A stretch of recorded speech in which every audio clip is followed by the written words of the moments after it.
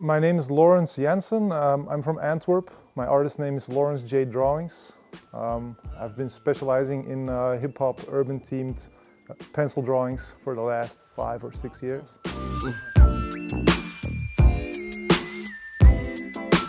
I like this.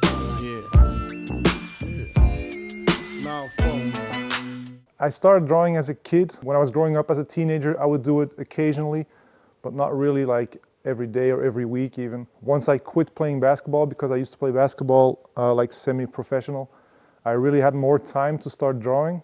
In the beginning, I would do commission work. Like people would ask me to draw their kids, even their dogs, or their parents or whatever. And it started feeling like a job. And I was getting so tired of it that I just decided I need to do something else. And it just came naturally, because every time when I draw, I put on hip-hop music because I'm a huge hip-hop head. I just decided for myself, I'm gonna do this and make it into a series. Kind of had like a vision of how I wanted to do it. That's where it started. I used to do graffiti when I was like early teenagers, until at one point the police was at my door and my tag was kind of obvious, so I quit that route. I went back to the papers with the pencils.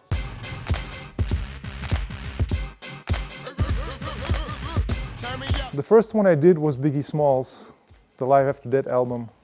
I bought the album, I opened it up, and it had like the book inside when you can go through. It had so many pictures in it, and that's what inspired me. That's actually the first time I can remember that I really started drawing hip hop. Yeah, it's not other drawings or other artists, it's just the music and then the pictures that go along with it. That's what really inspired me. Actually, I did one Snoop Dogg, it's on my Instagram, that has the dog face, so it's kind of a mix-up between. Some people find it weird because it's not cartoon, it's too realistic. So it's not really my thing, cartoon.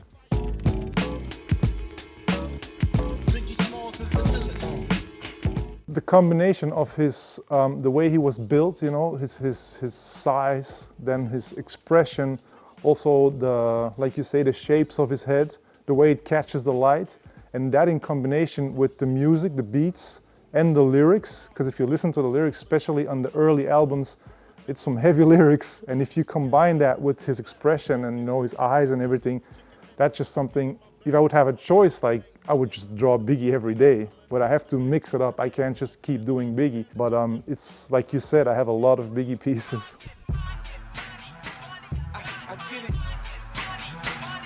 A couple of occasions I've sold prints or given prints, but I like to keep my my original series together. So for now, I'm not selling the original pieces. I own all my work, and that is sometimes it's really strange, because if you draw a famous rapper and they contact you to buy it and you have to tell them it's not for sale, sometimes it's kind of difficult, but I'm an artist and it's my decision. So it was a vision that I had, something that I wanted to do, and I wanted to see where I can take it. And until that point that I feel like, okay, I've kind of done what my feeling said that I could reach, the point I could reach, until then I'm not changing course.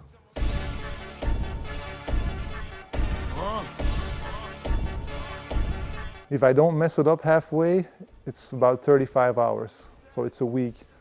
So once I have the idea what I want to put on the paper, because I don't start something and then just see where it goes. I have to have a clear vision of the image, and then I start it.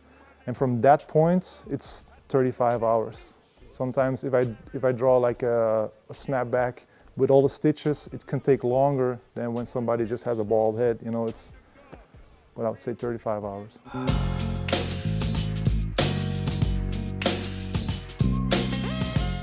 Reactions are always really positive. People are always like, they see how many time and how much passion that goes into my work. It's not that I take my pencils and just do something in 15 minutes. A lot of times they've seen it online, on social media, because it gets reposted and reposted a lot.